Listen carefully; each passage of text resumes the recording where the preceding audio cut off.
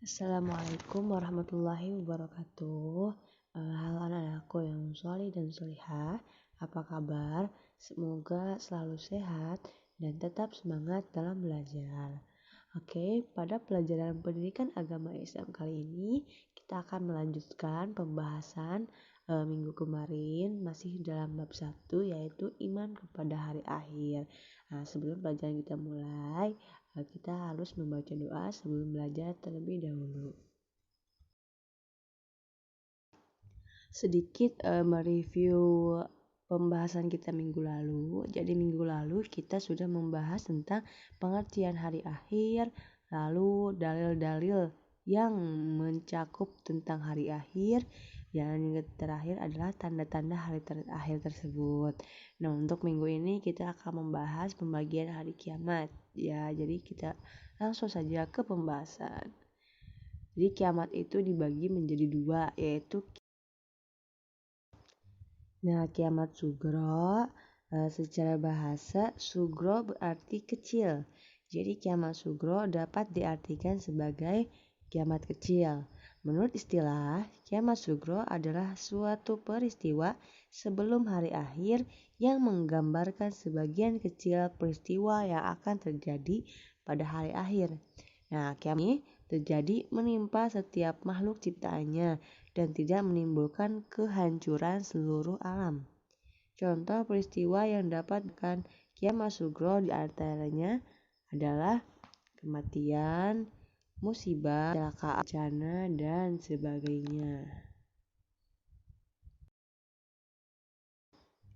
Kiamat sugro ini terjadi sebagai suatu peringatan dari Allah kepada makhluknya untuk selalu ingat bahwa sesungguhnya di dunia ini tidak ada yang abadi. Suatu saat di dunia ini akan hancur dan semuanya akan kembali kepada sang pemiliknya, yakni Allah Subhanahu wa Ta'ala. Jadi janganlah kita terlena dengan gelapnya kehidupan dunia ini karena semuanya semu dan tidak kekal. Lebih baik kita memanfaatkan kesempatan yang ada untuk membuat kebaikan, berbuat amal soleh untuk bekal di akhirat nanti. Terjadinya peristiwa kiamat sugro tidak dapat diprediksi secara nalar.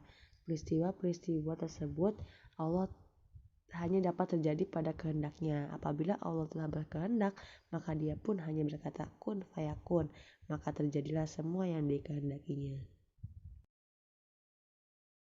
Nah, contoh peristiwa yang dapat dikatakan kiamat sugro itu seperti kematian, musibah, kecelakaan, bencana, dan sebagainya. Yang selanjutnya yang akan kita bahas adalah kiamat kubro. Nah, menurut bahasa, kubro berarti besar. Jadi, kiamat kubro artinya kiamat besar. Adapun secara istilah, kiamat kubro adalah suatu peristiwa besar pada hari akhir yang akan menghancurkan alam semesta beserta isinya. Kiamat kubro merupakan peristiwa hari akhir yang dijanjikan Allah Subhanahu wa Ta'ala akan datang pada akhir zaman. Nah, pada saat sangkakala ditiup, bumi akan digoncangkan dengan dahsyat. Manusia seperti larun yang berterbangan. Allah akan menghancurkan seluruh ciptaannya. Nah, kemudian manusia dibangkitkan dari kuburnya untuk memberikan pertanggungjawaban atas perbuatannya. Pada hari itu, semua amal perbuatan manusia yang telah dilakukan akan dihitung, akan ditimbang antara perbuatan baik dan perbuatan buruk. Jika lebih berat amal baiknya, maka surgalah balasannya. Apabila lebih berat amal buruknya, maka nerakalah tempat tinggalnya. Nah, itulah sekilas mengenai gambaran peristiwa yang akan terjadi pada hari akhir. Dimulai ketika ditiupnya sangkakala yang pertama, bumi ini akan diguncangkan dan dihancurkan serta dibinasakan seluruh makhluk termasuk manusia. Kemudian pada tiupan yang kedua, seluruh manusia akan dibangkitkan dari alam kubur dan dikumpulkan di padang mahsyar. Selanjutnya, ketika sangkakala ditiup, untuk yang ketiga kalinya, seluruh manusia akan dimintai pertanggungjawaban atas seluruh amal perbuatannya selama hidup di dunia. Nah, seluruh amal perbuatannya akan ditimbang dan diberikan keputusan yang seadil-adilnya oleh Allah Subhanahu wa Ta'ala. Sebagai seorang yang beriman, kita wajib mempercayai akan datangnya hari akhir, hari ketika seluruh alam semesta beserta isinya akan dihancurkan. Nah, hari ketika seluruh manusia akan dibangkitkan dan dimintai pertanggungjawaban amal perbuatannya. Maka dari itu, kita harus yakin bahwa hari itu pasti akan datang pada waktu yang telah ditentukannya. Hari akhir ini memiliki beberapa nama, sebagaimana telah disebutkan di dalam Al-Quran. Nama-nama lain dari hari akhir tersebut diantaranya sebagai berikut. Yang pertama ada Yaumul Akhir. Nah, Yaumul Akhir artinya hari terakhir. Pada hari itu, manusia yang tidak beriman akan mengalami penyesalan yang tiada tara. Yang kedua ada Yaumul Kiamah. Yaumul Kiamah artinya hari kebangkitan. Setelah dibinasakan, kemudian manusia dibangkitkan dan dikumpulkan di padang mahsyar. Yang ketiga ada Yaumul Ba'ats. Yaumul Ba'ats adalah hari kebangkitan manusia setelah meninggal dunia. Nah, seluruh manusia yang telah meninggal dunia sejak zaman Nabi Adam hingga manusia akhir zaman, mereka semua akan dibangkitkan kembali pada hari tersebut. Yang keempat, Yaumul Hisab. Yaumul Hisab adalah hari perhitungan atas amal perbuatan manusia di dunia, baik amal baik maupun amal buruk. Maka beruntunglah manusia yang semasa hidupnya terus melakukan amal kebaikan. Yang kelima ada Yaumul Hasrah. Nah, Yaumul Hasrah artinya hari penyesalan. Setelah melewati hisab atas perbuatannya, maka manusia akan mendapatkan pembalasan yang seadil-adilnya. Mereka yang memperoleh balasan buruk akan merasakan penyesalan yang sangat dalam. Yang keenam ada Yaumuddin atau hari pembalasan. Dijelaskan bahwa pada hari kiamat seluruh manusia akan memperoleh balasan atas seluruh amal yang dilakukan ketika hidup di dunia. Yang ketujuh ada Yaumul Khulud. Yaumul Khulud adalah hari keabadian, hari yang tiada batas, di mana seluruh manusia akan memperoleh balasan yang setimpal dengan amal perbuatannya selama hidup di dunia.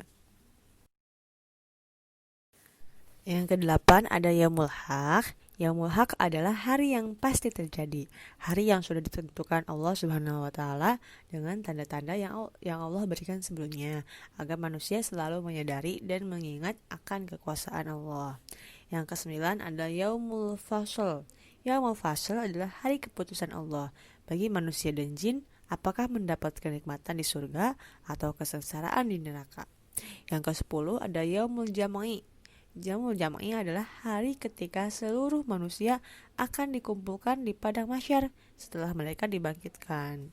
Yang ke-11 ada Yaumul Khuruj. Yaumul Khuruj adalah hari keluar dari kubur. Pada hari itu, semua penghuni kubur yang sudah menjadi tulang belulang dihidupkan kembali, kemudian dikumpulkan di padang mahsyar dan akan dihisab atas segala macam perbuatan mereka ketika hidup. Yang ke-12 ada Yaumul Wa'id. Yaumul Wa'id adalah hari pengancaman dari Allah, karena pada hari itu Allah akan menjanjikan ancaman bagi orang-orang yang melakukan amal perbuatan yang jelek pada saat mereka hidup. Yang ke-13 ada Yaumut Tagabun. Yaumut Tagabun adalah hari ketika manusia diperlihatkan atas kesalahan-kesalahan yang diperbuat semasa hidup di dunia. Yang ke-14 ada Yaumul Mau'ud, yang artinya hari yang dijanjikan, karena hari itu hari yang sudah dijanjikan oleh Allah. Yang ke-15 ada Yaumut Tanad. Yaumut Tanad adalah hari yang saling panggil sesama manusia untuk saling meminta tolong, karena mereka dalam keadaan takut dan mereka berkumpul di padang mahsyar. Yang ke-16 ada Yaumul Fath.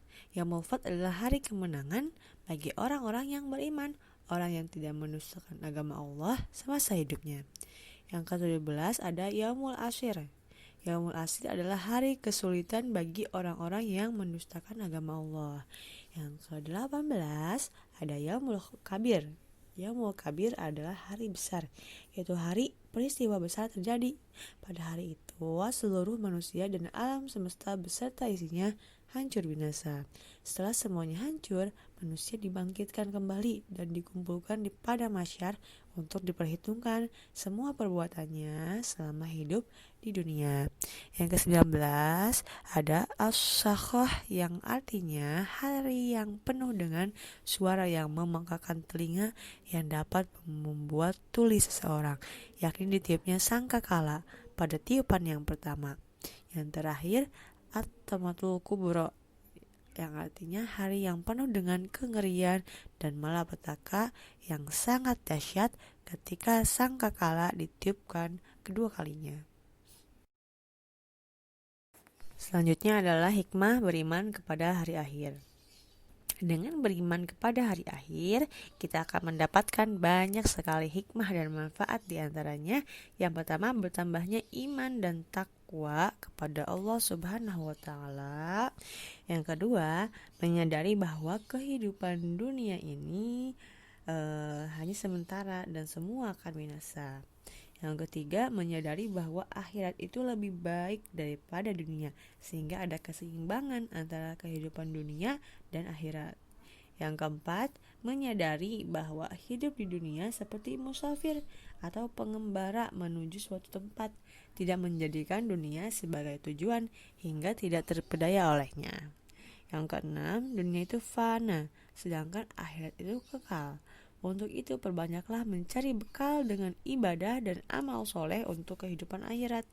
Yang keenam, selalu berhati-hati dalam setiap perbuatan, sebab semuanya akan mendapatkan balasan yang sesuai dengan amal perbuatan kita. Yang ketujuh, berusaha meningkatkan amal ibadah menjadi semakin bertambah baik. Yang kedelapan, selalu mawas diri dalam setiap tindakan kita.